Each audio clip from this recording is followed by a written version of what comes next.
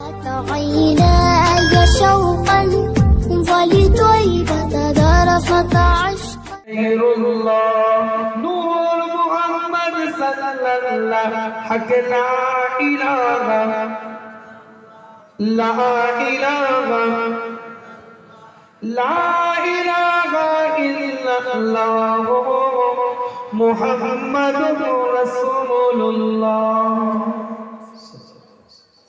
উপস্থিত আমার হাসান বাদদিস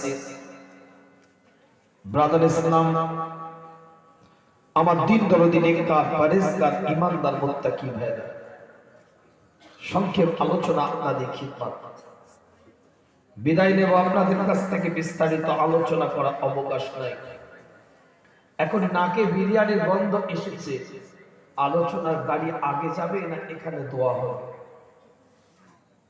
কি বলছেন ওয়াজ নাসিহত হবে মাশাআল্লাহ বক্তারা তো সুন্দরভাবে আলোচনা করেছে এখন তো দোয়ার পর্ব পীরের আওলাদ মানে দোয়া চাওয়ার জন্য এনেছে সোজা কথা একদম খোদা বাংলার কথা ওয়াজ নাসিহত যেটা আমরা করি এটা অ্যাডিশনাল অতিরিক্ত মানুষ দাওয়াত করে পীরের আওলাদ গ্রামে এসেছে একটু দোয়া করবে আমার কোনো দাম নেই সব মুজাদ্দিদে জামানের ওসিলা কথা ঠিক ঠিক আমার পীরের আওলাদ আমার দাদা পীরের খুন আমার দাদা পীরের রক্ত আমার পাড়ায় আমার গ্রামে আমার মহল্লায় মানুষ ভালোবেসে নিয়ে আসে যোগ্যতা আমার নয় পরিচয় আমার নয় আমি মুজাদ্দিদে জামানের দরবারে জুতো পাওয়া একজন খাদিম আপনাদের খিদমতে কি আলোচনা কিছু করব না দোয়া করে বিদায় দেব কে কে শুনবেন একটু হাতটা তুলে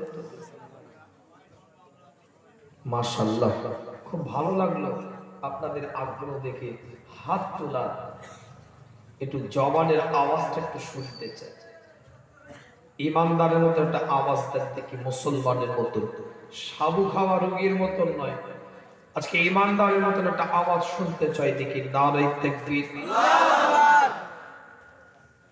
এই গভীর রাত্রে তো ভলিউমটা বাড়াতে এটা আওয়াজটা কিন্তু বাড়াতে কেন এই জাত মাথা নত করার জাত নয় এ জাত সর ঝুকাতে জানে না সর কাটাতে জানে এ জাত বাতিলের কাছে কখনো সর ঝুকায়নি প্রয়োজন হয়েছে দরকার হয়েছে বাতিলের কাছে মাথা নত করেনি মাথা কাটিয়ে দিয়েছে কিন্তু নিজের সরটাকে ঝুকায়নি এ জাত খোদাকে খোদা বলে মুস্তাফাকে নবী বলে রবকে সিজদা দেয় আল্লাহ ছাড়া কারোর কাছে মাথা নত এ জাত করে না কথা ঠিক না প্রয়োজন হলে মাথা কেটে যাবে মাথা নত হবে ते शायर तार भाषार मध्य बोलছে सर झुकाना है तो सिर्फ खुदा के लिए झुकाएंगे सर कटाना है तो कटाएंगे लेकिन किसी गैरुल्लाह के पास अपना सर नहीं झुकाएंगे ईमानदारी মতটা आवाज দেন দেখি নারে তাকবীর আল্লাহু আকবার আজকে দায়িত্ব সহকারে বলছি দেউলি পশ্চিম পাড়া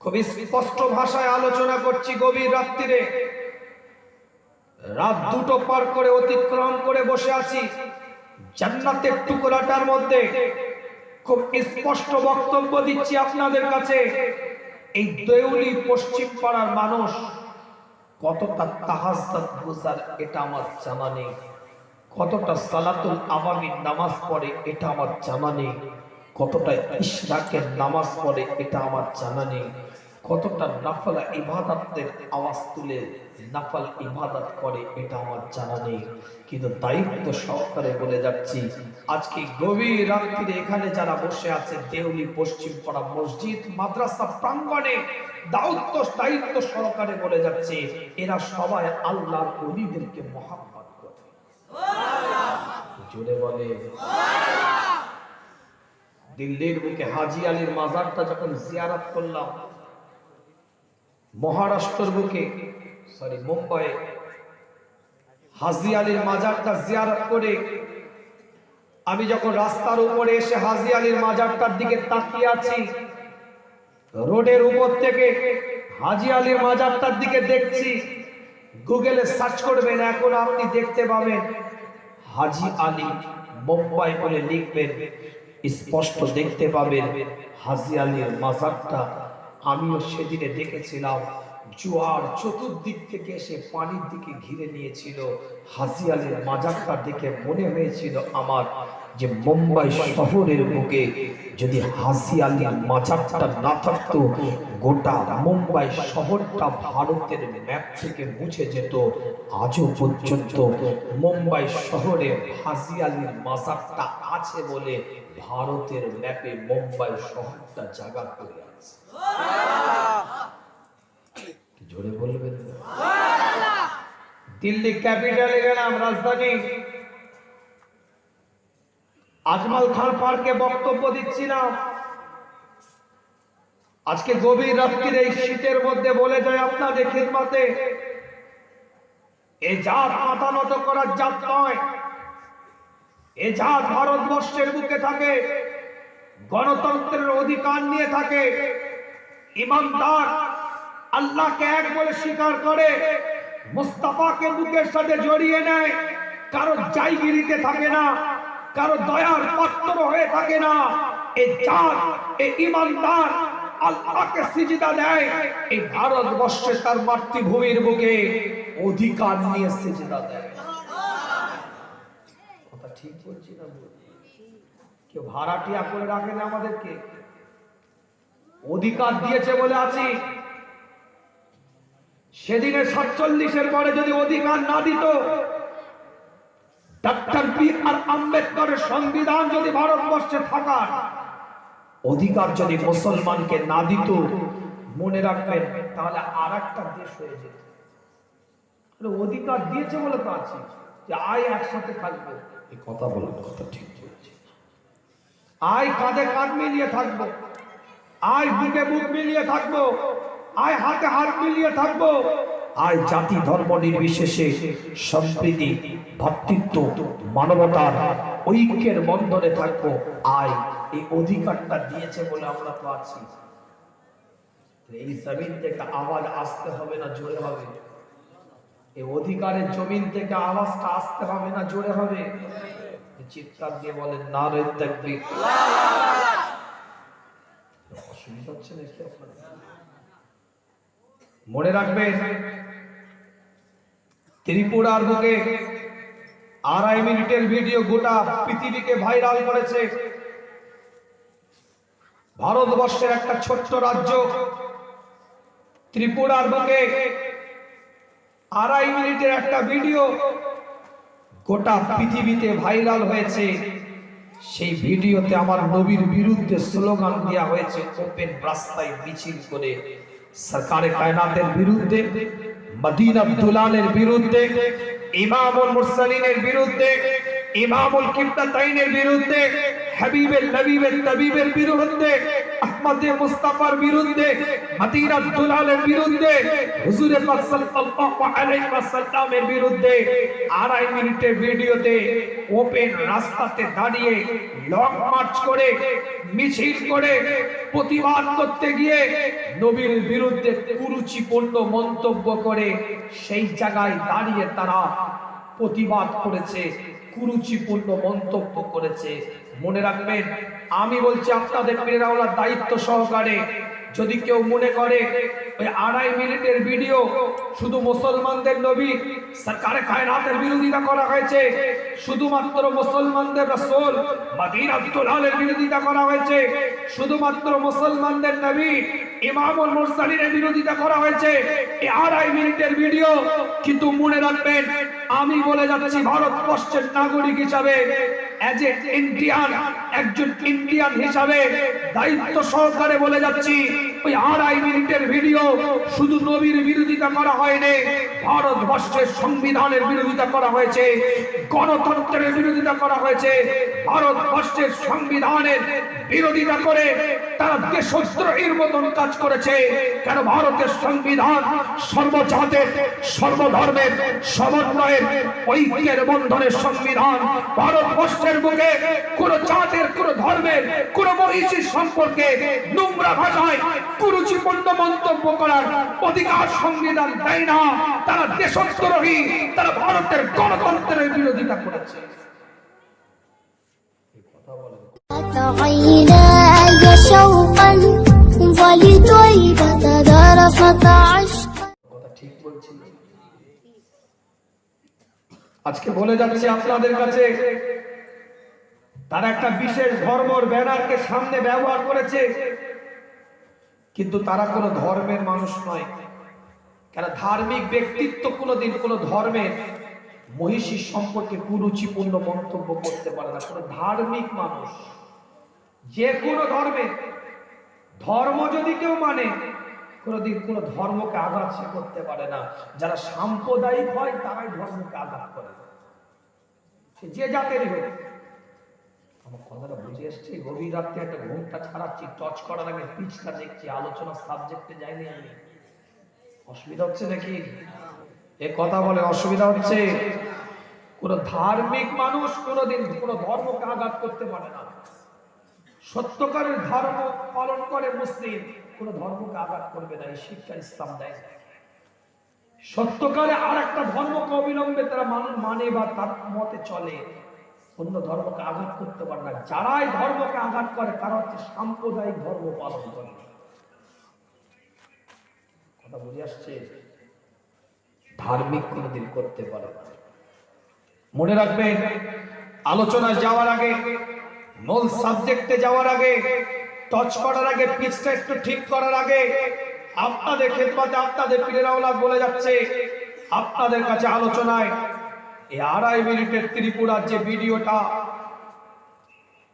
নবী বিরোধিতা করা হয়েছে, সরকারের কায়নাতের বিরুদ্ধে কুরুচিপূর্ণ মন্তব্য করা হয়েছে, এর দ্বারাই প্রকাশ পাচ্ছে। একটু ছোট্ট করে বলে দিয়ে আপনাদের খেদমতে, যদি কেউ মনে করে যে নবীর সম্মান ইজ্জতটাকে খাটো করবে, এর দ্বারাই খুব ভুল চিন্তাধারা।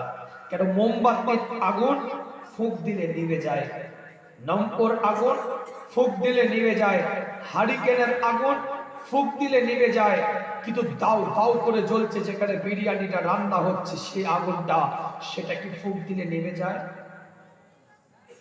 সেটাই ফুঁক দিলে কি হয়? আগুনটা বাড়ে।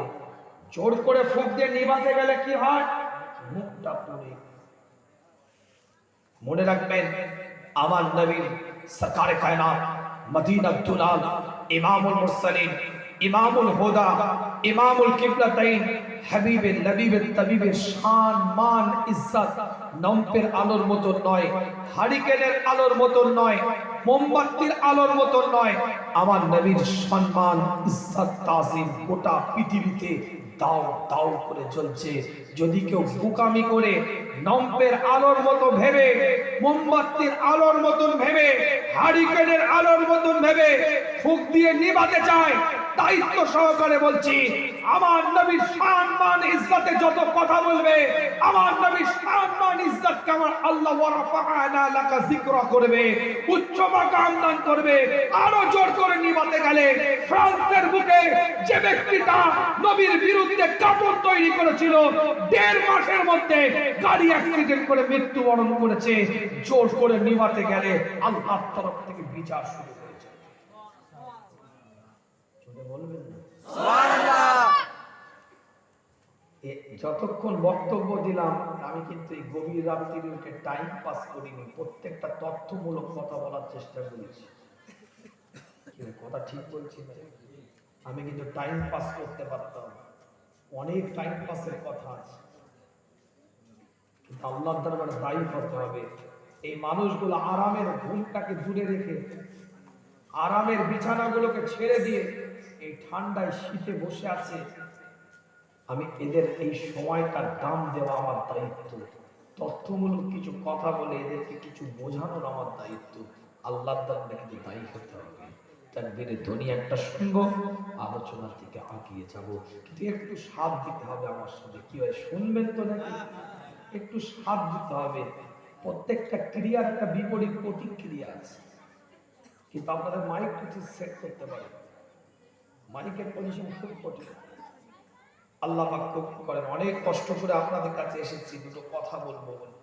সে বেলেঘাটায় প্রোগ্রাম করে গেলেন, এখান থেকে প্রোগ্রাম করে আবার বীরভূমে দুপুরবেলায় প্রোগ্রাম আছে কালকে বীরভূম থেকে প্রোগ্রাম করে কালকে বনগাঁ রাতে প্রোগ্রাম হবে। টাফ শিডিউলের মধ্যে আপনাদের খিদমত আল্লাহ পাক কবুল করেন। এটা তকবীরের ধ্বনি দিই, পাওয়ার ব্যাংক আপনারা বক্তাদের একটু আমাকে চার্জ দিন, আলোচনা করব। আমি আপনাদের কাছে চার্জ চেয়ে নিচ্ছি, কেন আমার এমসিবি পড়ে গেছে, আমার এমসিবিটা আপনাকে তুলতে হবে। বক্তার দুটোর সময় এমসিবি ঠিক থাকে না, ওটা পড়েই যায়। কথা ঠিক না? এটা তোলার দায়িত্ব আপনাদের। আমার চার্জ শেষ হয়ে গেছে, আমি তো স্যালেন্ডার হয়ে যাচ্ছে, আমার চার্জ শেষ। আমি তো বলছি না আমার বিরাট জজ্বা আছে, আমার নেই জজ্বা। জিজ্ঞেস করেন কমিটিকে এসে আমি ঘুমিয়ে পড়েছি, লটকে গেছি। কেন? হাওয়া খারাপ, এমসিবি পড়ে গেছে বলে তো লটকে গেছি। এই কথা বলে না, হাওয়া খারাপ বলেই তো শুয়ে পড়েছি। আপনাকে হাওয়াটা চাঙ্গা করতে হবে। এটা আওয়াজ দেন দেখি, না রে দেখবি। মনে হচ্ছে আপনাদের ফিউজ হয়ে গেছে, ফিউজ মানতে লোক না। আওয়াজ দিয়ে বলেন দেখি, না রে দেখবি। আবু জেহেলের সামনে যে মাথা তুলে দাঁড়ায়, সেরকম ইমানদারের পরিচয় যে আওয়াজ দেন, না রে দেখবি, না রে দেখবি। সিলসিলায়ে ফুরফুরা শরীফ, সিলসিলায়ে ফুরফুরা শরীফ, मसला के मुजद्दिद ज़मा, मसला के मुजद्दिद ज़मा, हिजबुल्लाह, नारे तकबीर, नारे तकबीर। अल्लाह नबी अल्लाह रसूल সাহাবেকরা হুজুরদের সাথে আলাপ আলোচনা করে, সাহাবেকরা হুজুরদের সাথে কথাবার্তা বলতে থাকে। নবী মুহাম্মদ রাসূলুল্লাহ সাল্লাল্লাহু আলাইহি ওয়াসাল্লামের উপরে আল্লাহ পাক কোরআনের আয়াতটাকে নাযিল করে দেয়। আল্লাহ পাক কোরআনের আয়াত নাযিল করছে, সূরাতুদ দাহার, কোরআন শেষ, পরিষ্কার অক্ষরে জানিয়ে هل أتى على الإنسان حين من الدهر لم يكن شيئا مذكورا।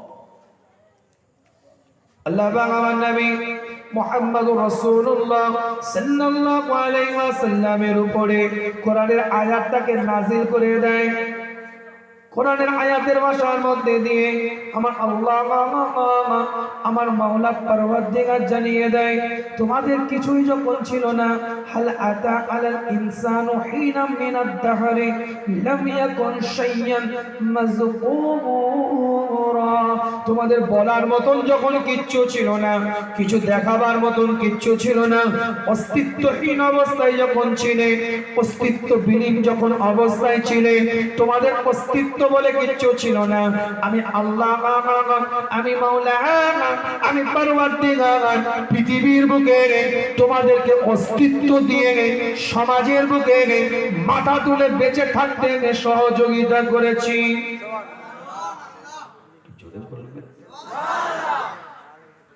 কোন অস্তিত্ব তোমাদের ছিল,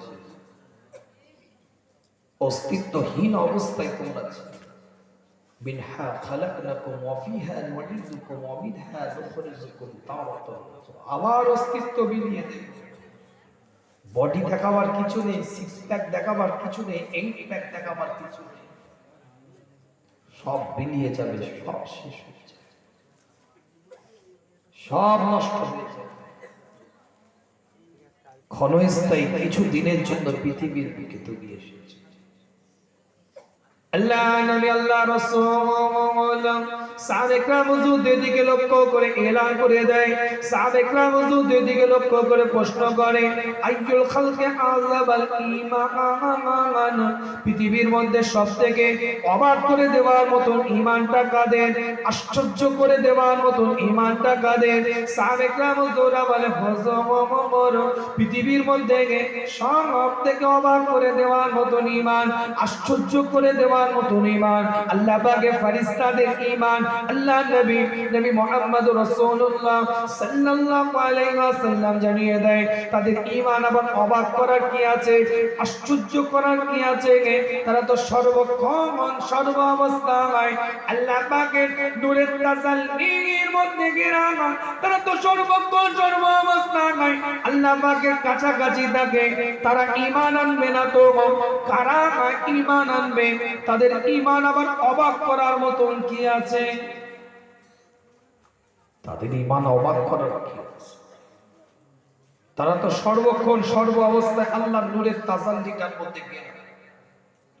তারা ঈমান আনবে না তো কারা ঈমান আনবে? আল্লাহ নবী মুহাম্মদুর রাসূলুল্লাহ সাল্লাল্লাহু আলাইহি ওয়াসাল্লাম দ্বিতীয়বার প্রশ্ন করে, আইয়ুল খালকি আযাবাল ঈমান, পৃথিবীর মধ্যে সবথেকে অবাক করে দেওয়ার মতো ঈমানটা কাদের, আশ্চর্য করে দেওয়ার মতো ঈমানটা কাদের? সাহাবায়ে মুজোনা বলে হুজুর, আল্লাহ পাকের নবী আলাইহিস সালাতু ওয়াস সালামদের ঈমান, আল্লাহ পাকের পয়গম্বরদের ঈমান, আল্লাহ পাকের রাসূলদের ঈমান। আল্লাহর নবী মুহাম্মদুর রাসূলুল্লাহ সাল্লাল্লাহু আলাইহি ওয়াসাল্লাম জানিয়ে দেয় তাদের ঈমান আবার অবাক করার কি আছে? তাদের উপরে আল্লাহর তরফ থেকে সাইফা নাযিল হচ্ছে, তাদের উপরে আল্লাহর তরফ থেকে আসমানি কিতাব নাযিল হচ্ছে, তাদের উপরে আল্লাহর তরফ থেকে জিবরাইলের মাধ্যম দিয়ে ওহী নাযিল হচ্ছে। তারা ঈমান আনবে না তো কারা ঈমান আনবে? তাদের ঈমান আবার অবাক করার কি আছে? বুঝতে পারছেন তো নাকি?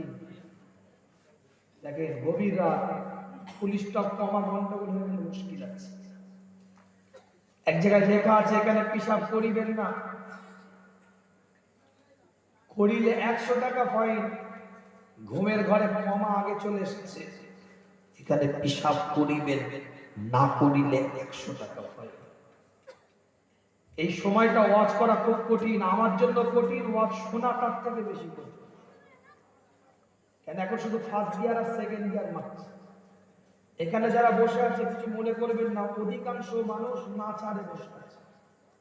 আবার কি বলছেন যে বাড়িতে মেহমান জুমান, পরিবারে অনেক এসে গেছে, চিন্তা করছেন কোথায় যাবি থাক। কি ভাই কথা ঠিক বলছি না? ফার্স্ট গিয়ার সেকেন্ড গিয়ারে চলে এসছে, ঘুমের সফটওয়্যার ঢুকে গেছে। সূরাতুদ দাহার থেকে শুরু করেছেন, একটা একটা করে তাফসীর করব আপনাদের কাছে, শুধু একটু পরিবেশটা তৈরি করেছি। লাম ইয়াকুন শাইআন মাযকুরা, অস্তিত্ব ছিল না, অস্তিত্ব দিলাম, মানুষ হিসাবে পৃথিবীতে পাঠালাম।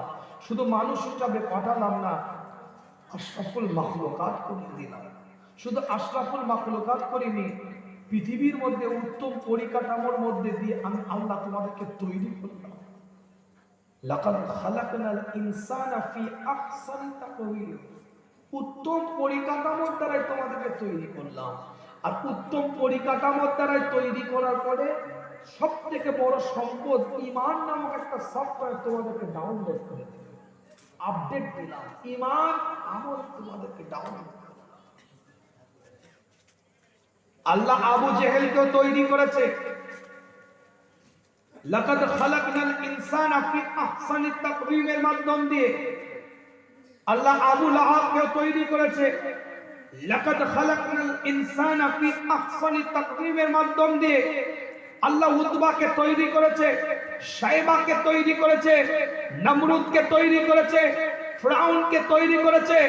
মনে রাখবেন আল্লাহ পৃথিবীর প্রত্যেকটা মানুষকে তৈরি করেছে, সে হিন্দু হোক, খ্রিস্টান হোক, ইহুদি হোক, নাসারা হোক, জৈন হোক, শিখ হোক, ঈসাই হোক।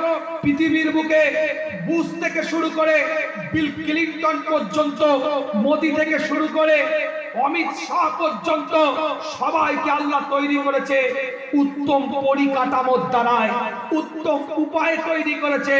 কিন্তু সব সফটওয়্যারটা দেয়নি সবাইকে। আমার আল্লাহ ঈমানদারদেরকে একটা মূল্যবান সফটওয়্যার দিয়েছে, সেই সফটওয়্যারটার নাম হচ্ছে ঈমান।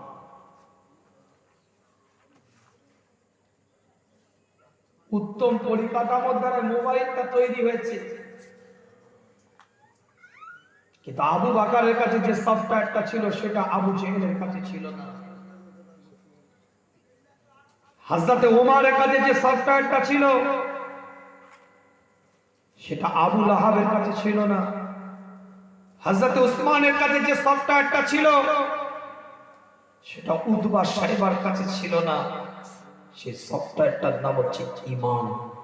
ঈমান নামক সফটওয়্যারটা আমার আল্লাহ, আমার মাওলা আপনাকে আমাকে দান করেছে। তাই রাসূল প্রশ্ন করছে, পৃথিবীর মধ্যে সবথেকে শ্রেষ্ঠতম ঈমানদার, আশ্চর্য করে দেওয়ার মতো, অবাক করে দেওয়ার মতো ঈমানটা কাদের? যখন নবীদের কথা বলল, আল্লাহ নবী আল্লাহ রাসূল বলছেন, তারা তো সর্ব অবস্থায় ওহী নাযিল হয়, তারা ঈমান আনবে না তো কারা ঈমান আনবে? পৃথিবীর বুকে জিবরাইল সাল্লাল্লাহু কে এসেছে, এমন অনেক নবী আছে যাদের কাছে জীবনে জিবরাইল 7 বার এসেছে। পৃথিবীর বুকে জিবরাইল সাল্লাল্লাহু এমন অনেক নবীর কাছে এসেছে, জীবনে 5 বার এসেছে, 3 বার এসেছে। পৃথিবীর বুকে এমন অনেক নবী আছে জিবরাইল সাল্লাল্লাহু জীবনে 1 বার এসেছে ওহীটা নিয়ে, আর কোনদিন আসেনি, একবারই ওহীটা নিয়ে এসেছে। কিন্তু সেই জিবরাইল নবী মুহাম্মদ রাসূলুল্লাহর দরবারে, সেই জিবরাইল সরকারে কায়নাতের দরবারে, সেই জিবরাইল ইমামুল মুরসালিনের দরবারে, সেই জিবরাইল ইমামুল হুদার দরবারে, সেই জিবরাইল ইমামুল কিবলাতাইনের দরবারে, সেই জিবরাইল হাবিবের নবীর দরবারে, সেই জিবরাইল আহমদে মুস্তাফার দরবারে, সেই জিবরাইল মুহাম্মদ মুস্তাফার দরবারে, সেই জিবরাইল আমার রাসূলের দরবারে একবার নয় দুবার নয়, আল্লাহ নবী আল্লাহ রাসূলের দরবারে জিবরাইল সাল্লাল্লাহু আলাইহি ওয়াসাল্লাম জীবনে মোট 23 বছরের নবুয়তের জীবনে, 40 থেকে 63 বছরের নবুয়তের জীবনে 23-24 হাজার বার মুস্তাফার দরবারে হাজির আছে। সুবহানাল্লাহ। জোরে বলবেন সুবহানাল্লাহ। আওয়াজ নেই, বিরিয়ানি লিয়া আমাকে চিচিয়ে লাফতে দেখেছে, সব ঘুমোচ্ছে, যাবি না একটা দিয়ে দিই। আল্লাহ পাক সকলকে কবুল করুন, সকলে বলেন আমিন। তো জোরে বলা যাবে আমিন, চিৎকার দিয়ে বলা যাবে আমিন। আল্লাহ নবী আল্লাহ রাসূল তৃতীয়বার প্রশ্ন করলেন, আইয়ুল খালকে আযাবাল ঈমান, পৃথিবীর মধ্যে সবথেকে অবাক করার মতো ঈমান কার? আল্লাহ নবী আল্লাহ রাসূল সাহাবায়ে কেরাম হুজুর এদিকে লক্ষ্য করে প্রশ্ন করার সঙ্গে সঙ্গে সাহাবায়ে কেরাম হুজুরা বলে, হুজুর পৃথিবীর মধ্যে সবথেকে অবাক করে দেওয়ার মতো ঈমান, আশ্চর্য করে দেওয়ার মতো ঈমান যদি ফেরেশতাদের না হয়, যদি নবী আলাইহিস সালাতু ওয়াস সালামদের না হয়, তাহলে আমরা আপনার সাহাবারা আমাদের ঈমান সবথেকে অবাক করার মতো ঈমান, আশ্চর্য করে দেওয়ার মতো ঈমান আল্লাহর নবী নবী মুহাম্মদ রাসূলুল্লাহ সাল্লাল্লাহু আলাইহি ওয়াসাল্লাম জিজ্ঞাসা করে, তোমাদের ঈমানটা অবাক করার মতো কি আছে, আশ্চর্য করার মতো কি আছে? তোমরা তো আমি নবী আমাকে নিজের চোখে দেখতে পাচ্ছ, আমি রাসূল আমাকে লাইভ টেলিকাস্ট তোমরা দেখতে পাও, আমার কওলি জানো, আমার ফি'লি জানো, আমার তাকরীরি জানো, সব কিছু তোমরা জানো। আমি রাস্তা দিয়ে হাঁটি, মাথার উপরে মেঘগুলো ছায়া করে, নিজের চোখে তোমরা দেখতে পাচ্ছ। আমি রাস্তা দিয়ে যখন যাই, মানুষ মাথা দিয়ে, আমার কিতাবের রিওয়ায়াতের মধ্যে পাওয়া যায় গাছগুলোতে রাতে সিজদা দিতে থাকে। আমি নবী জঙ্গলে গেলে হিংস্র জন্তুগুলো আমাকে সালাম দেয়, আমাকে সিজদা করে। কিতাবটা খুলে দেখেন, আল্লাহ নবী আল্লাহ রাসূল জানিয়ে দেয়, হাতের ভিতর থেকে পাথরগুলো আমি নবী আমাকে দেখে সাক্ষী দেয়, হাজা মুহাম্মাদুর রাসূলুল্লাহ সাল্লাল্লাহু আলাইহি ওয়াসাল্লাম। আমি নবী চন্দ্রের দিকে ইশারা করি, চন্দ্রটা দ্বিখণ্ডিত হয়ে যায়। আমি নবী ডুবে যাওয়া সূর্যকে আবার টেনে আলীর জন্য নামাজের ওয়াক্তের ব্যবস্থা করে দিই।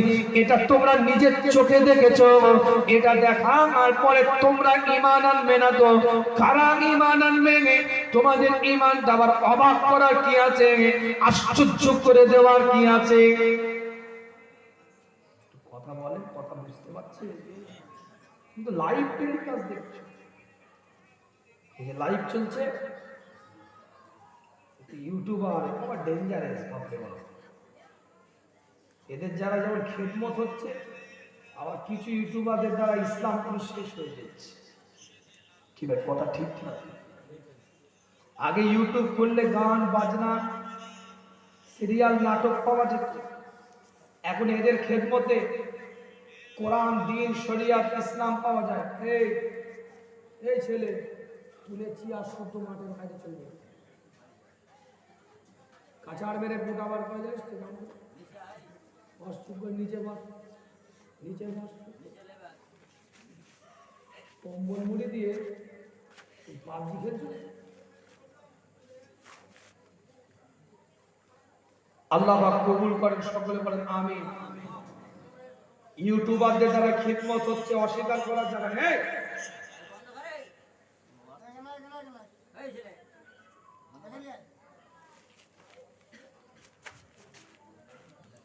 ইউটিউবারদের দ্বারা খিদমত হচ্ছে অস্বীকার করার কোনো জায়গা নেই। কিন্তু আবার এই ইউটিউবাররা এমন নোংরা নোংরা ছবি দিয়ে বক্তার চেহারা ফিট করে ভাইরাল হওয়ার জন্য, সাবস্ক্রাইব পাওয়ার জন্য, ভিউয়ার্সটাকে বাড়াবার জন্য, টিআরপিটাকে বাড়াবার জন্য ন্যাংটো নোংরা নেকেড মডেলারদের ছবি, নায়কের ছবি, নায়িকার ছবি এভাবে বক্তা কানে হাত দিয়ে আছে, এভাবে আঙুলের ইশারা করে তীর চিহ্ন ফিট করে দিয়েছে। স্বামী স্ত্রী সুন্নত তরিকায় মিলামিশার সম্পর্কর পদ্ধতি বক্তা ওয়াজ করছে, আর কম্বলের ভিতর থেকে ছেলে আর মেয়ে মাথা বের করে এই কথা বলে কথা ঠিক বলছি। নোংরা নোংরা ভিডিও থাম্বনেল তৈরি করছে, নোংরা নোংরা বক্তা ওয়াজ করছে। মেয়েরা ম্যাক্সি পরতে পারবে কি পারবে না, ঠিক আছে, শরিয়াতের মানদণ্ডের কথাও সে বলতেই পারে। পোশাক কোনটা পরা মেয়েরা যাবে, কোনটা যাবে না, এটা বলার বক্তার অধিকার আছে। এটা আমি মানা করছি না, 100 বার বলবে ম্যাক্সি পরতে পারবে কি পারবে না, কিন্তু একটা এমন ম্যাক্সি পরার ছবি পাশে দিয়েছে, সেটার প্রতিবাদ আমি করছি। স্বামী স্ত্রী কিভাবে মিলামিশা করবে, কিভাবে সহবাস করবে, কি করে সম্পর্ক করবে, কি করে শারীরিক সম্পর্ক করবে, কি করে সহবাস করবে, কি করে নিজেদের মধ্যে শারীরিক সম্পর্কে লিপ্ত হবে, অবশ্যই শরিয়াত সম্পর্ক মতে জানা দরকার। যদিও বা আমভাবে বলা ঠিক নয়, তারপরেও বলছি, আমি মেনে নিলাম। কিন্তু যে ছবিটা থাম্বনেলে তৈরি করছো এটা নোংরা, এটার প্রতিবাদ করলাম। কথা বলো, কথা ঠিক বলছে।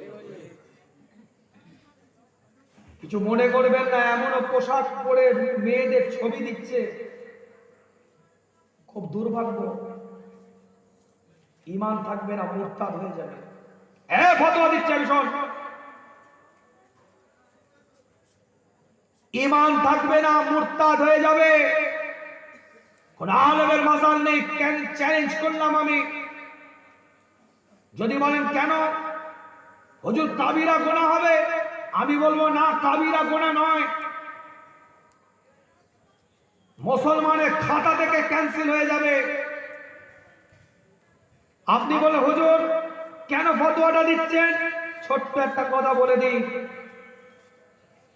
আমি বক্তৃতা দিয়েছি কোরআন দিয়ে, আমি বক্তৃতা দিয়েছি হাদিস দিয়ে, আমি বক্তৃতা দিয়েছি যে সাবজেক্টটা আমার ছিল সেটা আল্লাহ রসুলের মত পথকে সামনে রেখে বক্তৃতা দিয়েছি।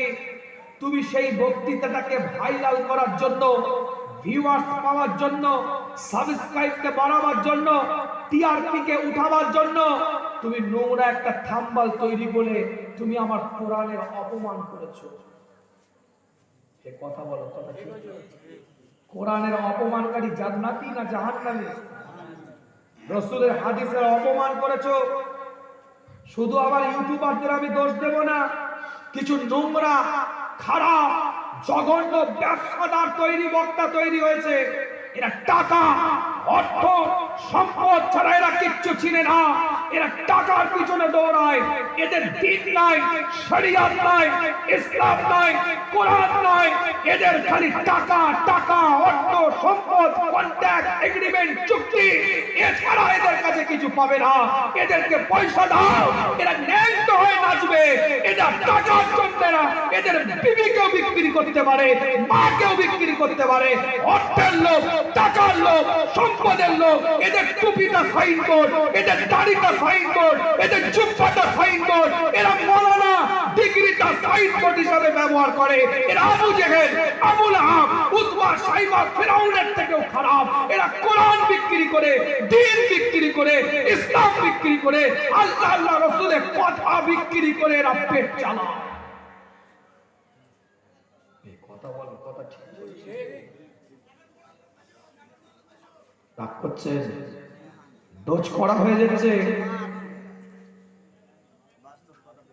বেহায়া নির্লজ্জা কোথাকারে এরা আবার সাথে করে ইউটিউবার নিয়ে ঘুরে। এই কথা বল, ঠিক বলছি না বল?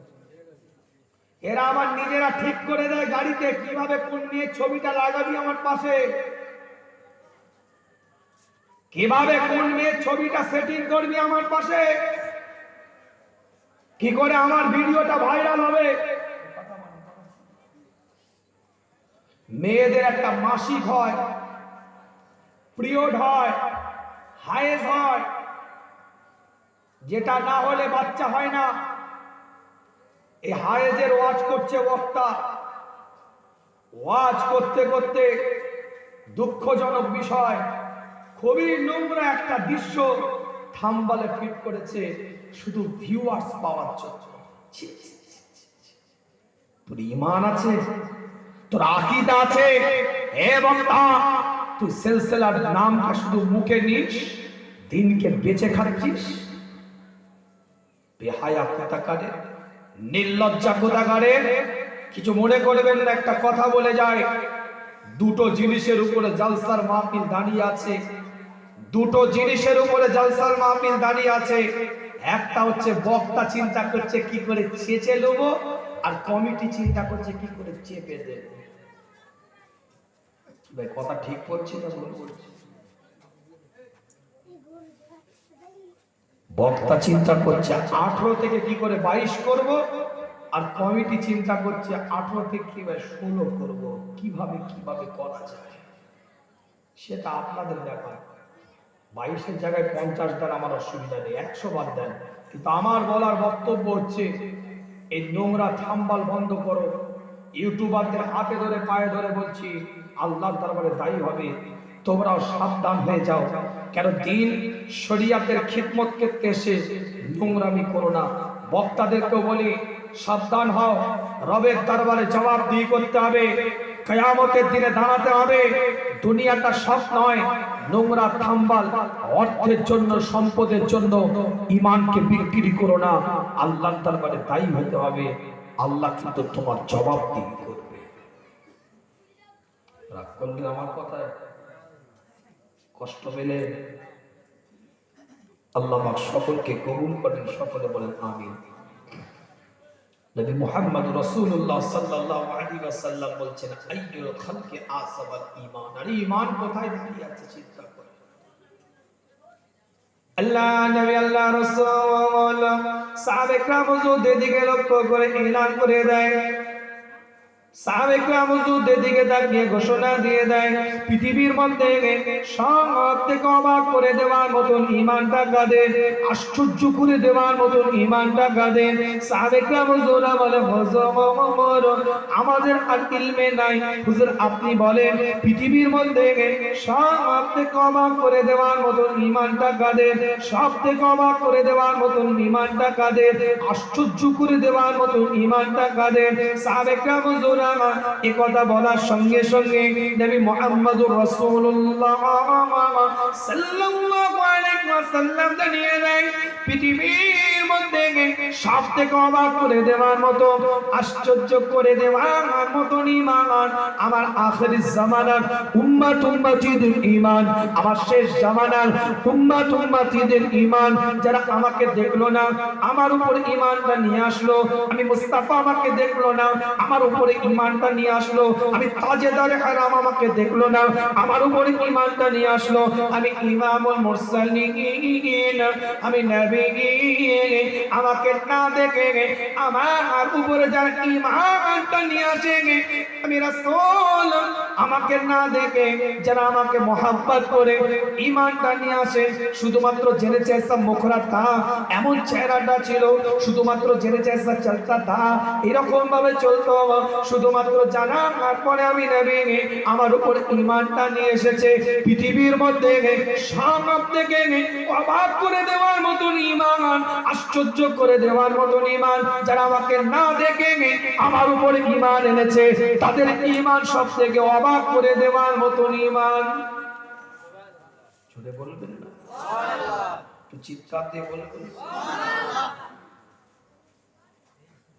আল্লাহ নবী আল্লাহ রাসূল বলছে যারা আমাকে দেখলো আমার উপর ঈমান আনলো। এই মুসলিম শরীফের হাদিস বলছি, কোনো ছোটি কিতাবের গল্প নয়। যারা আমাকে দেখলো আমার উপর ঈমান আনলো, আমি নবী তাদেরকে একবার মারহাবা দিলাম। যারা আমাকে দেখলো না আমার উপর ঈমান আনলো, আমি রাসূল তাদেরকে 7 বার মারহাবা দিলাম। জোরে সুবহানাল্লাহ, জোরে বলে সুবহানাল্লাহ। বাদশা হারুন আর রশিদ স্ত্রী জুবাইদা বেগমকে সঙ্গী করে নিয়ে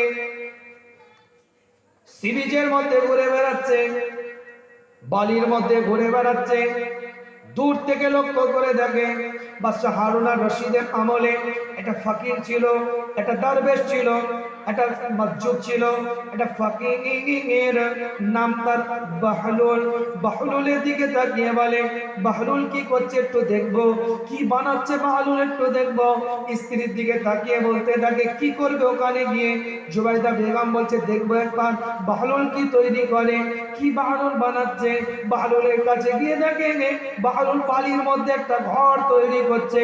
বাহলুলের দিকে তাকিয়ে জুবাইদা বেগম প্রশ্ন করে क्या कर रहे हो বাহলুল।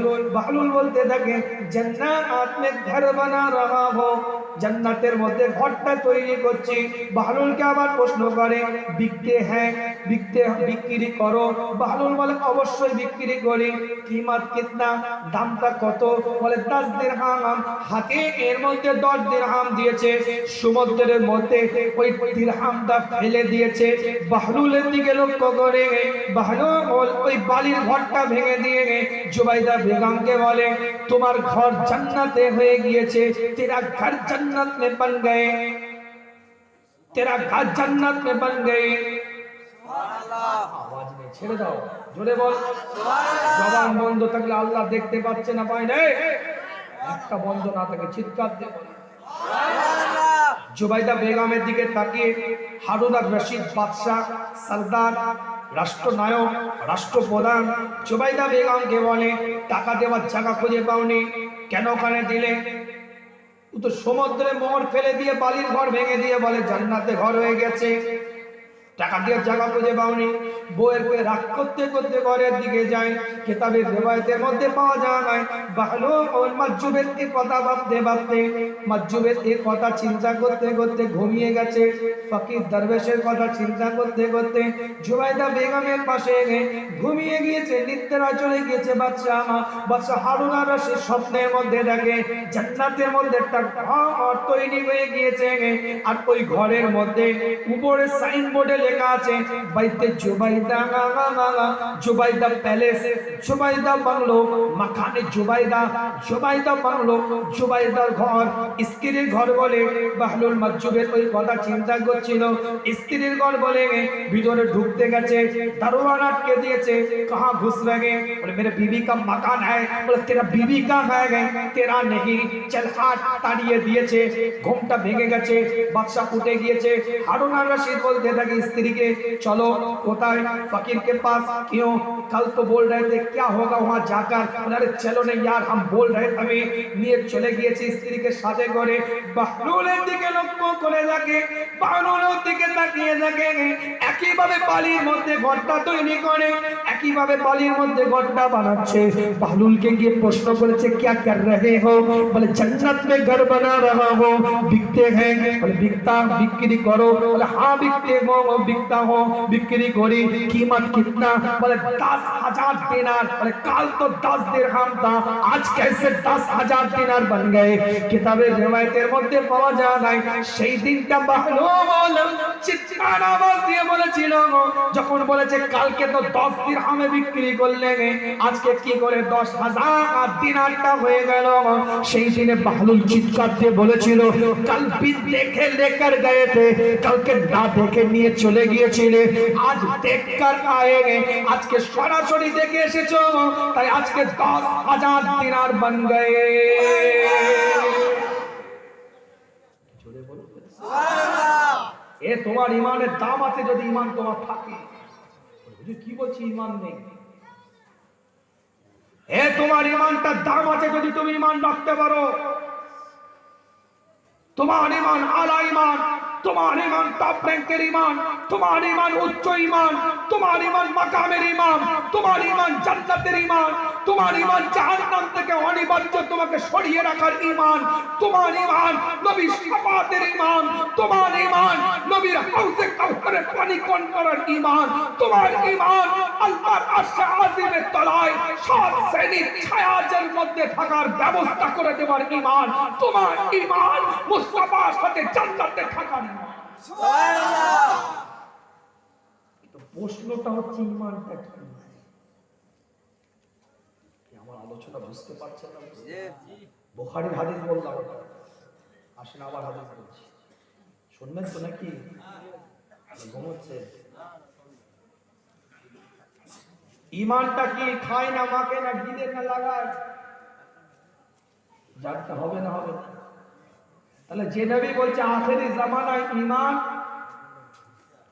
বিশ্বাস আকীদা बिन देखे मुझ पर ईमान लाए ना देखे আমার উপর ঈমান এনেছে আশ্চর্য ঈমান অবাক করার ঈমান সেই নবী আবার বলছে ইসবিহু রাজুলান মুমিনান ওয়া ইয়ামশি কাফিরান ওয়া ইয়ামশি মুমিনান ওয়া ইসবিহু কাফিরান ওয়া ইয়াবিউ দীনহু বিআরাদিন মিনাদ দুনিয়া সে আল্লাহর নবী বলছে ইয়া আইয়ুহাল্লাযীনা আমানু আমিনু এই ঈমানদারেরা তোরা ঈমানদার হও প্রথমে জামার সিগা তারপরে আমলের সিগা কেন বলতে সে আল্লাহর রাসূলই জানাচ্ছে হুদাল লিন-নাস বাইয়িনাতুম মিন হুদা ওয়াল ফুরকান সূরাতুল বাকারা দ্বিতীয় নম্বর সূরা 185 নম্বর আয়াত কেন বলতে সে আল্লাহ কোরআনের মধ্যে জানিয়েছেন আফাতুমিনুনা বিবাদিল কিতাব ওয়া তাকফুরুনা বিবাদ সে আল্লাহ কোরআনের মধ্যে জানাচ্ছে ইয়া আইয়ুহাল্লাযীনা আমানু খুলু ফিস সিলমি কাফা আমানু দুখুলু ফিস সিলমি কাফা ওয়া লা তাত্তাবিউ খুতুওয়াতিশ শাইতান ইন্নাহু লাকুম আদুউম মুবিন কেন আল্লাহ নবী আল্লাহ রাসূল সাহাবে کرام হুজুরদের দিকে লক্ষ্য করে এলান করলেন পৃথিবীর মধ্যে সবথেকে আশ্চর্য করার মত ঈমান পৃথিবীর মধ্যে সবথেকে অবাক করে দেওয়ার মত ঈমান পৃথিবীর মধ্যে সবথেকে অবাক করার মত ঈমান আমার আখিরি জামানার উম্মতিদের ঈমান আমার শেষ জামানার উম্মতিদের ঈমান আবার সেই নবী বলছে আখিরি জামানার ঈমানটা ওই রকম হবে হাতের মধ্যে যেমন আগুন রাখা কষ্টকর তার থেকেও বেশি কষ্টকর হবে আখিরি জামানার উম্মতিদের ঈমানটা রাখাটা ইসবিহু রাজুলান মুমিনান সকাল বেলায় যদি কেউ মুমিন হয় সন্ধ্যা বেলায় সে কাফের হয়ে যাবে ওয়া ইয়ামশি মুমিনান ওয়া ইসবিহু কাফিরান যদি সন্ধ্যা বেলায় মুমিন হয়ে যায় সারা রাতের মধ্যে এমন কিছু কর্ম করে ফেলবে এমন কিছু কাজ তাদের দ্বারা হয়ে যাবে এমন কিছু কাজের মধ্যে তারা লিপ্ত হয়ে যাবে সকাল বেলায় তারা কাফের হয়ে যাবে দুনিয়া লোভ লালসা অর্থ সম্পদ দুনিয়া তাদেরকে গ্রাস করে নেবে আখিরাতের কথা ভুলে যাবে একটুখানি বোঝার চেষ্টা করে যে নবী এই যে মুস্তাফা জানালো শ্রেষ্ঠ ঈমান আমাকে না দেখে ঈমান আনা কিন্তু তাদের ঈমান সম্পর্কে আমার নবী বলছে এই ঈমানদারেরা কোরআন জানিয়ে দিয়েছে তোরা ঈমানদার হয়ে যা পরিপূর্ণতার সাথে ইসলামের মধ্যে চলে আয় পূর্ণাঙ্গতার সাথে ইসলাম ইসলামের মধ্যে আয়, তাহলে এর দ্বারাই বুঝতে হবে আখিরি জামানা আর ঈমানটাকে একটুখানি বোঝার চেষ্টা করেন, একটুখানি নেওয়ার চেষ্টা করেন। আগে আপনি 20 বছর আগে চলে যান, কি ঈমানের জায়গায় আপনি আমি দাঁড়িয়ে আছি, কেন আপনার ঈমানের দাম, কেন আপনার ঈমানের ইজ্জত, কেন আপনার ঈমানের সম্মান। আজ থেকে 20 বছর আগে আপনি চলে যান, 15 বছর আগে আপনি চলে যান। একটা যুবক ছেলে সিনেমা দেখতে যাবে, এই সিনেমা দেখতে যাওয়ার আগে 15 বার ভাবতে হতো যে সকালে কি করে যাব, বাপ দেখবে কিনা, মা বুঝতে পারবে কিনা, কি করে আসবো বাড়িতে। 5 জন মিলে আলোচনা করে সিনেমাটা দেখে যখন বাড়িতে আসতো, এই বাড়িতে আসার সঙ্গে সঙ্গে বাপ যদি জানতো ছেলে আমার স্কুল থেকে পালিয়ে গিয়ে সিনেমা দেখেছে, কলেজ থেকে লুকিয়ে গিয়ে সিনেমা দেখেছে, কারোর চোখে পড়ে গেছে, বাপ জেনে গেছে, বাপ পে দিয়ে ব্যাগ সিধে করে দিত রাতের বেলায়। আর এখন বাপের পাশে ব্লুটুথওয়ালা হেডফোন দিয়ে সারা রাতে 3টে সিনেমা কমপ্লিট করে, বাপের আরো আর কোনো খবর থাকে না। একটু কথা বলেন না। একটা মেয়েকে একটা ছেলে ভালোবাসে, আই লাভ ইউ করে পাঠাবে, আই লাইক ইউ বলে পাঠাবে, এখন প্রপোজ করবে, লিখে পাঠাবে। 15 বছর আগে গ্রিটিং কার্ড দিয়ে সুন্দর করে লিখে খামে করে পাঠাবে। ওটা যদি বাপের হাতে পড়ে, ব্যাগ সিধে করে ফেলবে। আর এখন হোয়াটসঅ্যাপে টুই টুই টুই কুই কুই কুই, এই কথা বলেন না, সেট করে দিল, 3 সেকেন্ডে রিপ্লাই পেল। আর এই চিঠি যেতে 3 দিন লাগতো কারোর হাত দিয়ে, ওর চিঠি এখানে আসতে হ্যাঁ না পেতে মাথা খারাপ হয়ে যেত, 2 মাস অপেক্ষা করতে হতো। এই 2 মাসে বেরের শর্ট হয়ে যে পড়াশোনার ডগায় উঠে যেত। খুব ভালো করে বুঝবে, মামাতো বোন, ফুফাতো বোন, খালাতো বোনকে ভালোবাসে, বিয়ে বাড়িতে দেখবে, অপেক্ষা করছে অমুক দিন একটা বিয়ে বাড়ি আছে, সেদিনে আসবে, অলিমার দিনে আসবে। 15 বছর আগে প্রেমিকা চিন্তা করছে আসবে, আসবে, চিন্তা করছে প্রেমিক আসবে, দেখা হবে, গল্প হবে। আর এখন সব ডিলিট করে দাও, কোনো বিয়ে বাড়ি, কোনো অলিমার জন্য অপেক্ষা করতে হচ্ছে না। এখন ডাইরেক্ট ইমন করো, সারা রাত ধরে তুমি প্রেমিকাকে লাইভ টেলিকাস্ট দেখো।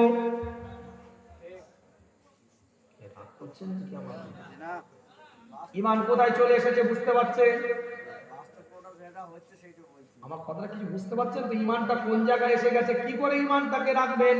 আর কেন নবী আপনার ঈমানটাকে এত সম্মান দিল, এত ইজ্জত দিল, একটু বোঝাচ্ছি আপনাদের খিদমতে। ইউটিউবটা করলেন, আগে গান, তারপর নাটক, তারপরে সিরিয়াল, তারপরে গজল, তারপরে কেরাত, তারপরে হুজুরের ওয়াজ, আবার নাকের একটা ছবি, একটা নোংরা ছবি। এর মধ্যে দিয়ে ঈমান আপনার ডিসাইড করতে হচ্ছে রাত 12টার সময় কোনটা টিপবে।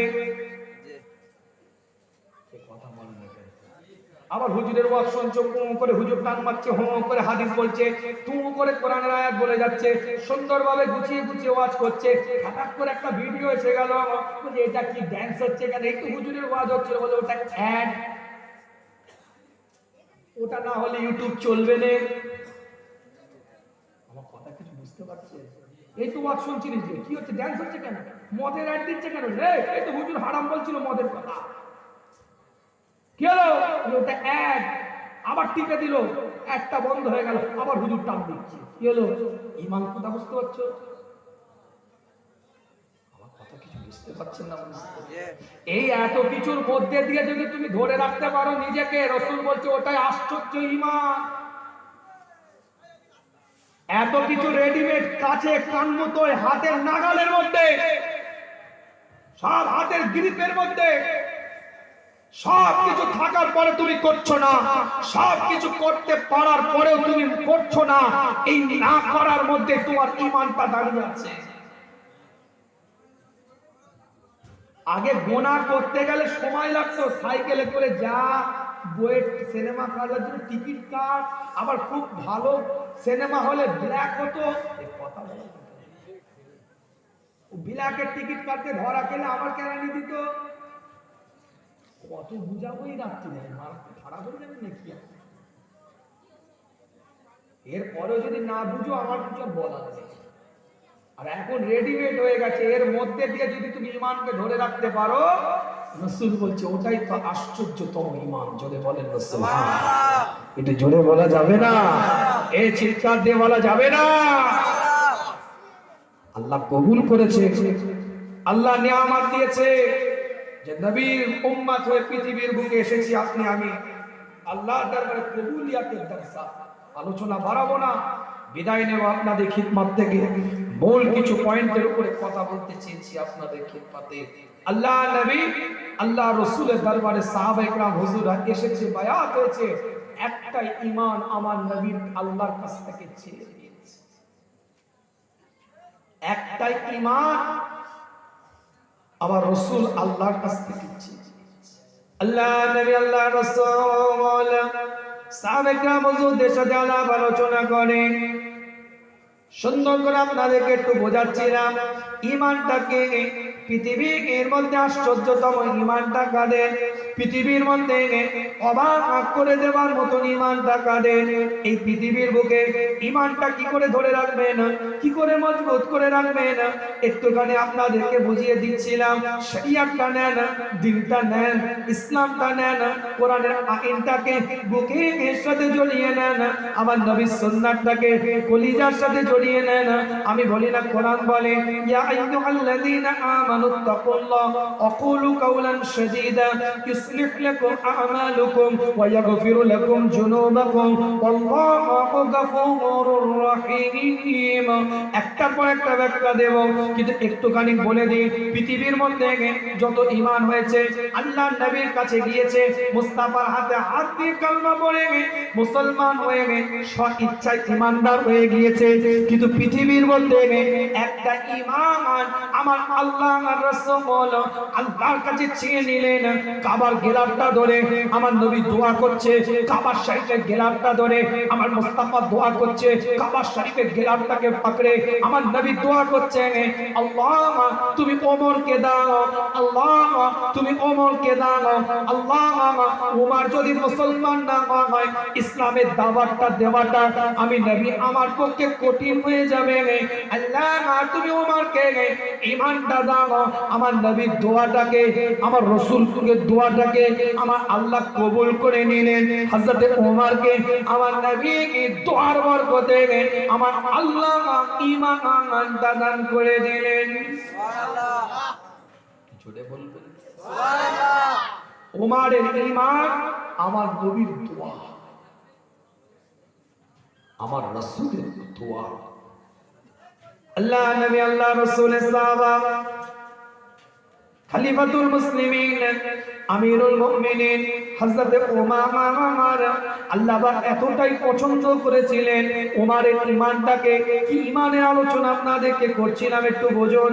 সেই ঈমানের কথা প্রসঙ্গে বলতে গিয়ে আল্লাহর নবীর চেয়ে নেওয়া ঈমান, আল্লাহর রাসূলের আল্লাহর কাছে দাবি করা ঈমান, আল্লাহর নবীর দোয়া চাওয়া ঈমান, হযরত ওমর ফারুক রাদিয়াল্লাহু তাআলা আনহুর ঈমান, সেই ঈমান সম্পর্কে একটুখানি বলতে গিয়ে আপনাদের পীরের আওলাদ আপনাদেরকে মাঝে বলি, সেই ওমরের ঈমানটাকে আমার আল্লাহ, আমার মাওলা এতটাই পছন্দ করে ফেলেছিলেন, সেই বিশ্বাসটাকে আমার আল্লাহ, আমার মাওলা এতটাকে গ্রহণযোগ্যতা দিয়েছিলেন, গ্রহণ দিয়েছিলেন, আল্লাহ এতটাই অ্যাকসেপ্টেড করে নিয়েছিলেন যে ওমরের মনের কথা, মনের ভাব, মনের কথা দেখে আমার আল্লাহ কোরআনের 22টা আয়াতকে নাজিল করেছে।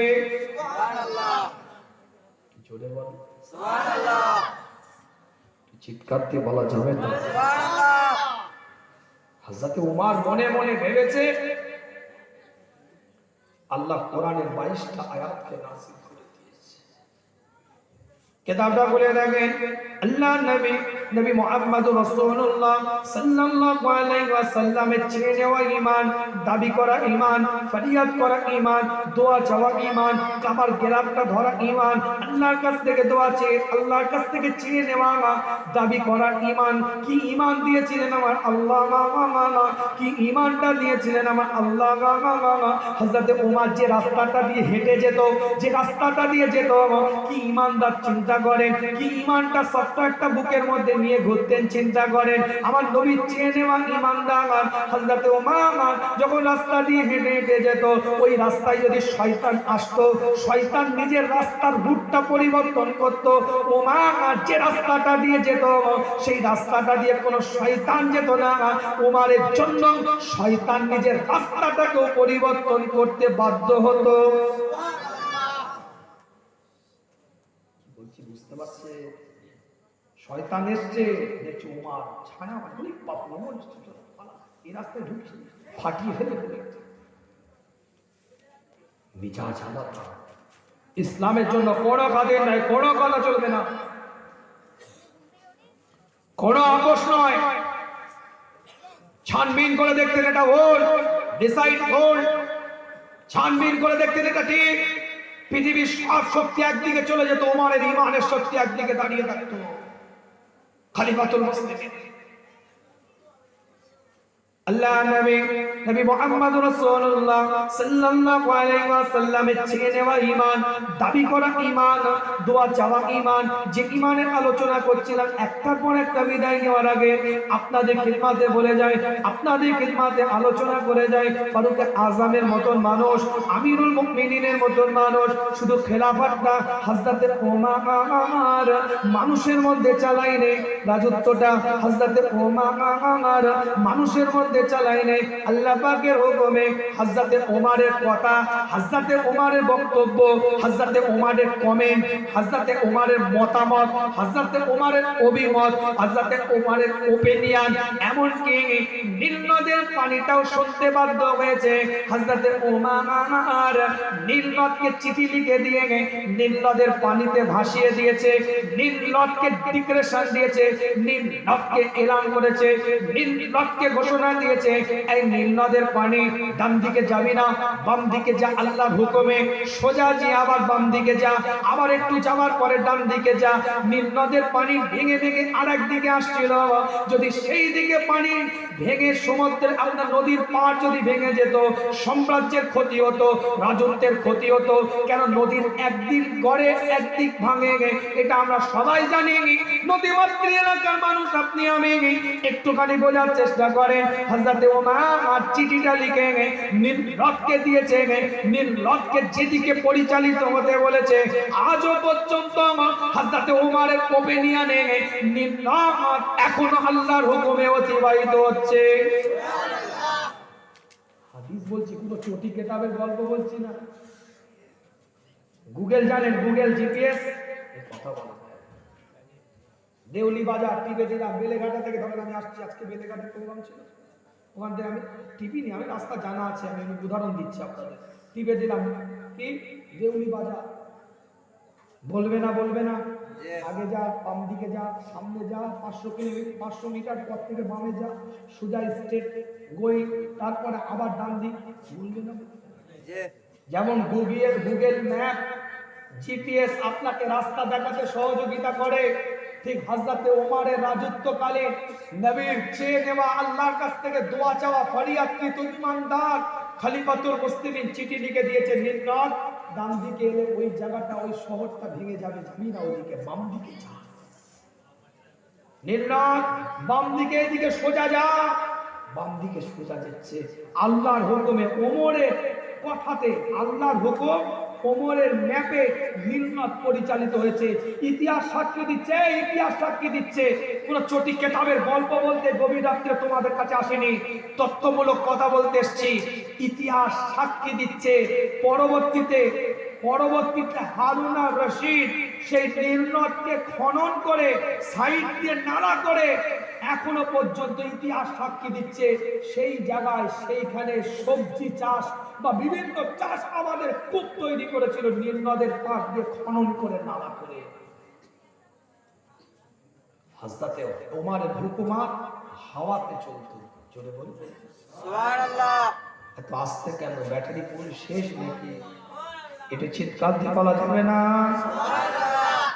আমি কিন্তু ফাঁকি মারিনি, চাঁদা ভোর কাপে তুলবে, ফাঁকা ময়দানে কেন? যখন ট্র্যাক্টর ছিল তখন তুলতে পারো।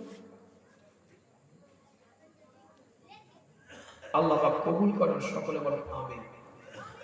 হযরত ওমর তার খেলাফতের রাজত্বকারী হাওয়াতে তার হুকুমত হয়েছে।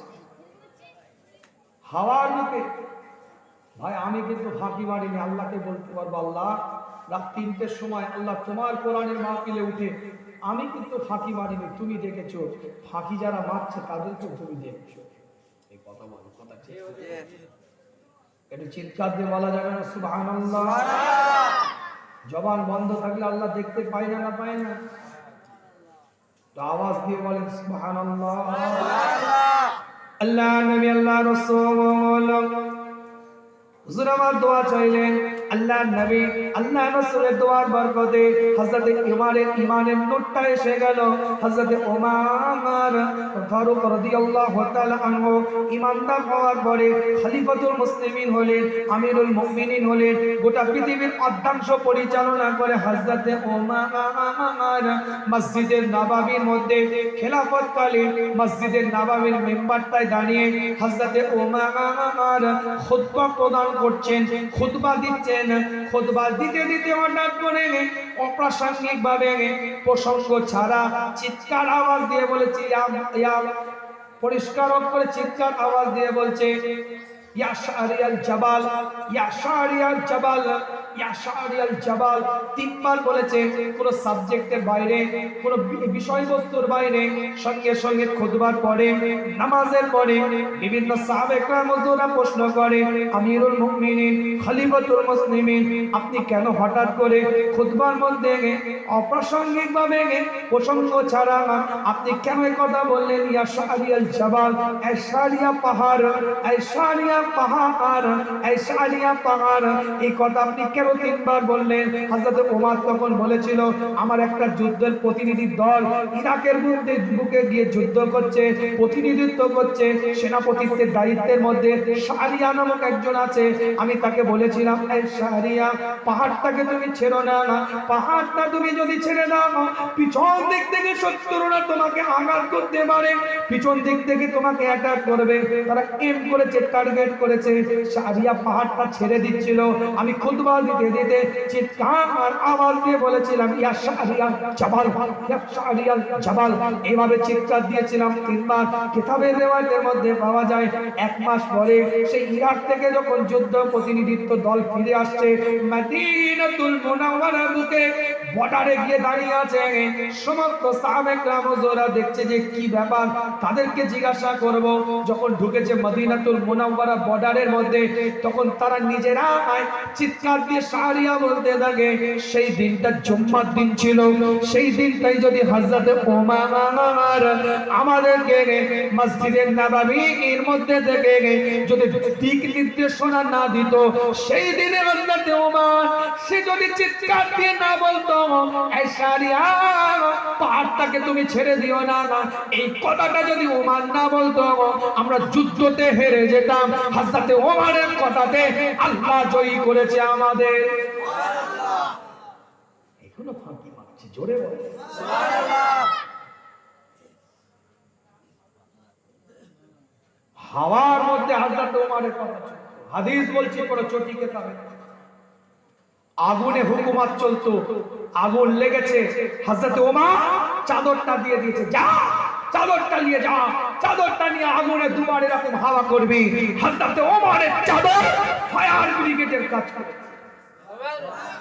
কি ঈমান! আপনার আমার ঈমানকে নবী আশ্চর্য ঈমান বলছে, আর হযরত ওমরের ঈমানটা আমার রাসূল আল্লাহর কাছ থেকে চেয়ে নিয়েছে। সুবহানাল্লাহ।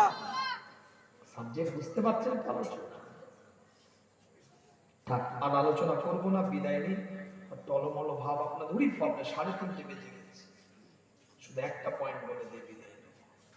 আল্লাহ নবী আল্লাহ রাসূলের সাহাবা খলিফাতুল মুসলিমিন আমিরুল মুমিনিন গোটা পৃথিবীর অর্ধাংশ পরিচালনা করে হযরত ওমর গুটি গুটি পায়ে রাস্তা দিয়ে হেঁটে হেঁটে যাচ্ছে।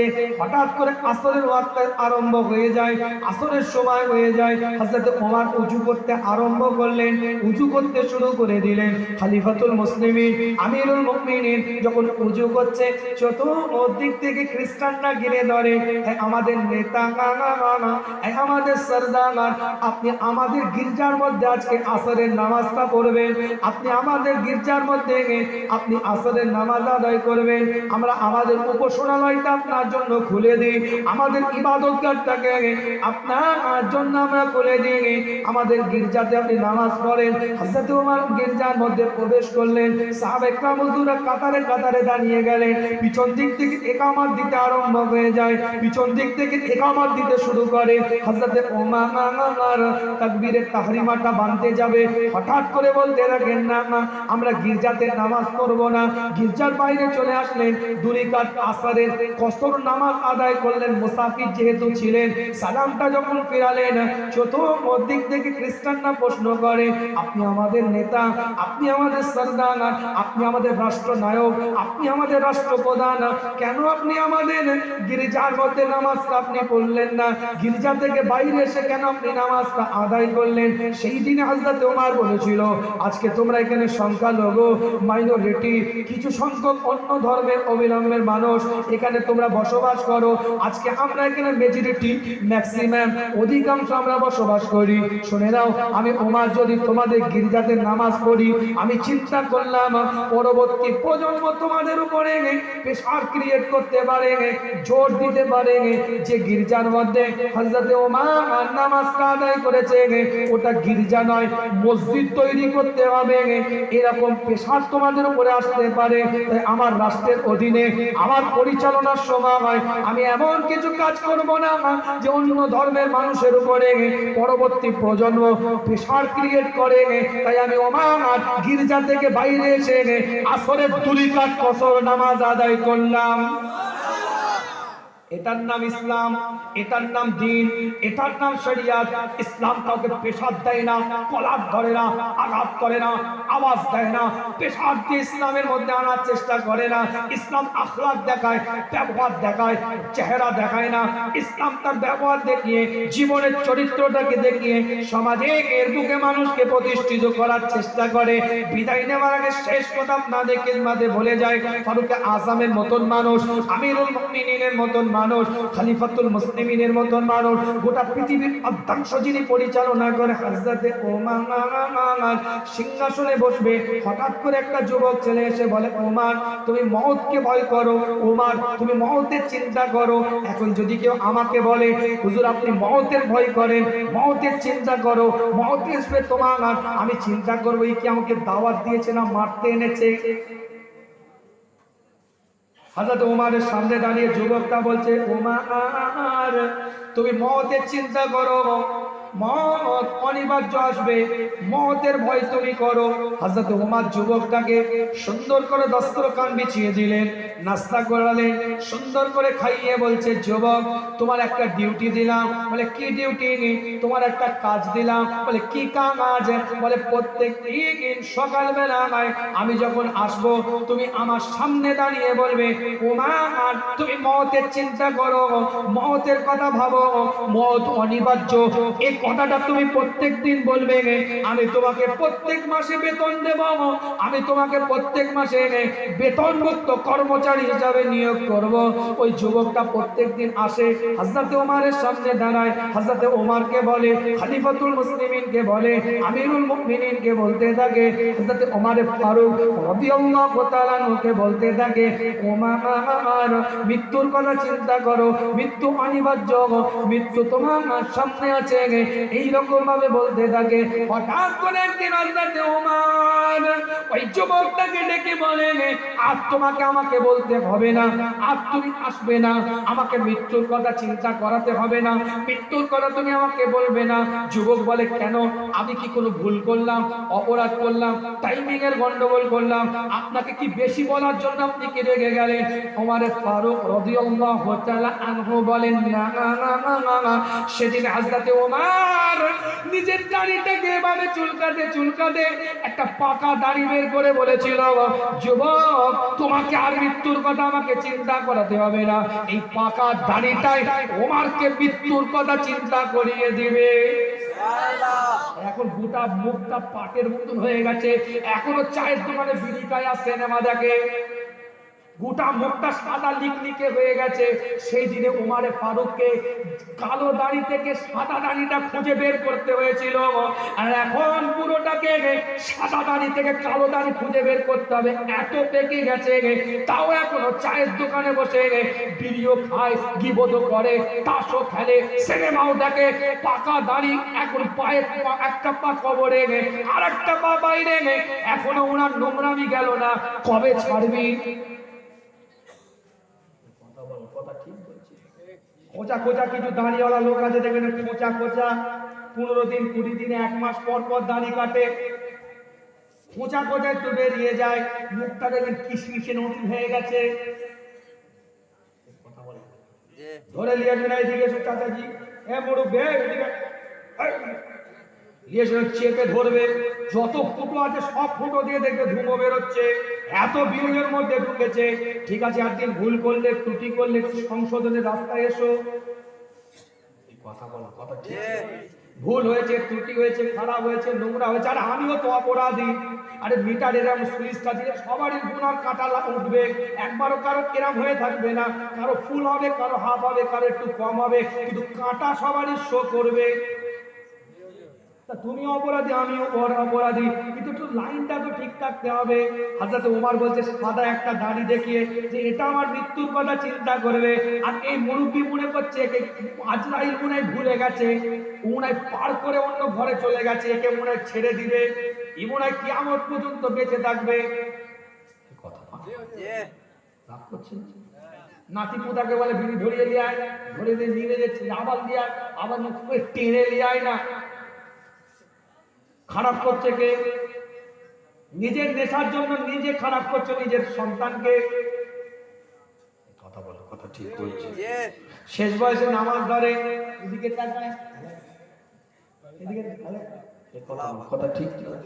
মুরব্বিকে দিকে জিজ্ঞেস করবে 50 বছর, 60 বছর, 70 বছর, কোনো চেষ্টাই নেই, কোনো চেষ্টাই নেই শেখার। আরে ভুল আছে, ত্রুটি আছে, আমারও আছে, তোমারও আছে, কিন্তু চেষ্টা তো করো। রাগ করছেন নাকি? এ কথা বল, রাগ করছে? কিন্তু চেষ্টা থাকবে যে মৃত্যু তো হবে, সবারই হবে, আমি কি বেঁচে থাকবো নাকি? আমি এক্ষুনি মরে যেতে পারি।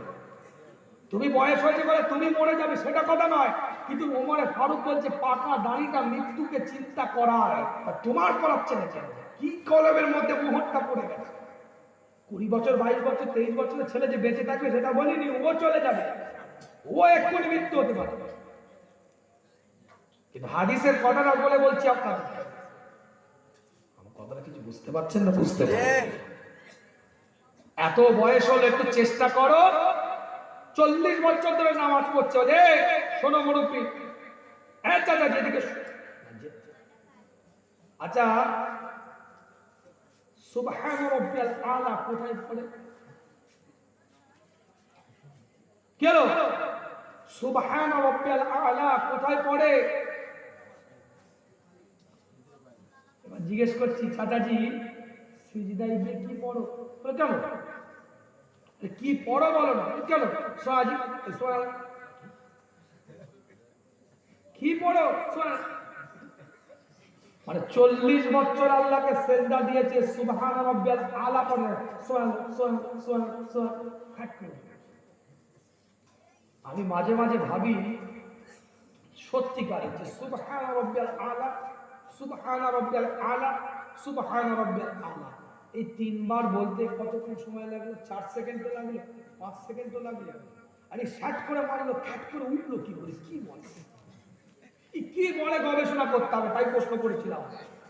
তো বলতে তাহলে তো তুমি তো 1 সেকেন্ডে উঠে পড়বে, তুমি যা মারছো, স্লিপ করে যা হড়কে দিচ্ছ, তো তুই 3 সেকেন্ড কেন, তুই 1 সেকেন্ডে উঠে পড়বি। কি ভাই, কথা ঠিক বলছে না বলতে পারছি? তাই কোরআন বলছে, দেখেন কত সুন্দর কোরআন শিক্ষা। কুল ইয়া ইবাদিয়াল্লাযী আশরাফু আলা আনফুসিহিম, আল্লাহ বেরোজগার, বেনামাজি, শরীয়তের বিরুদ্ধে, দ্বীনের বিরুদ্ধে, ইসলামের বিরুদ্ধে তাদেরকে বলছে চলে আয়, চলে আয়।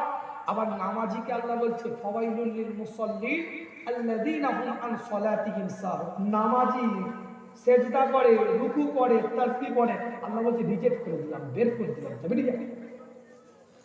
আমি বলিনি, কোরআন বলছে। কেন বেনামাজিকে ডাকলো? আর কেন নামাজিকে বের করে দিল, এটা আলোচনা অনেক দীর্ঘ, পরিণিক আর যাবো না। কিন্তু মনে রাখবেন, আল্লাহ বেশি আমল চায় না, আল্লাহ ভালো আমল চায় আপনার কাছ থেকে।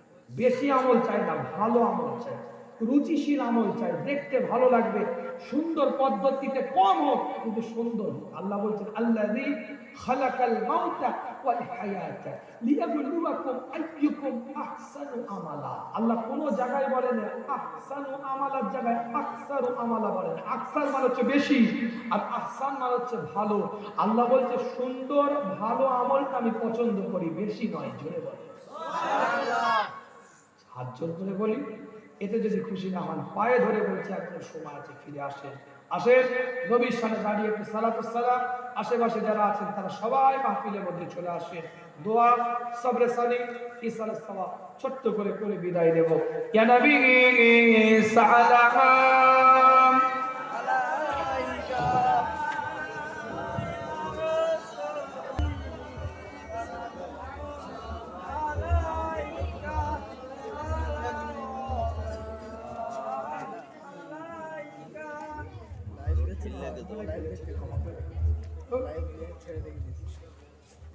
আগে করুন, কেউ দিবে না, তুমি দিবে কত দেখবো।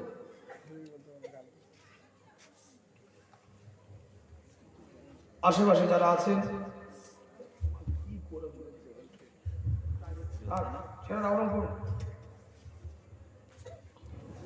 গভীর রাত্রিরে সকালের সাথে এমনি লোক বসা মুশকিল, পকেট মারার আল্লাহ কবুল করেন। নবীর সামনে দাঁড়িয়েছেন, আদব ভালোবাসা সব থেকে বড় জিনিস। এই আদব বেয়াদব বেনাসি বা আদব বানাসি, আদব যদি থাকে মকবুলিয়াতের দরজা পাবে। আশেপাশে যারা আছে নবীর সামনে দাঁড়িয়েছে, একটা বাজারে গাড়ি না, কি করেছো দোকানপাটি করে, কি কবুল হয় না জলসা, মুশকিল আছে, খুব মুশকিল। ফুচকার দোকান, ঘুগনির দোকান, চটপটির দোকান, ম্যাগির দোকান, নুডলসের দোকান, এগরোলের দোকান, কানের তেল, হার, কিছু বাদ রেখেছো কেন? যেগুলি বাজার নেই, কিনতে পারোনি, এখানে যে এখানেই কিনতে হবে।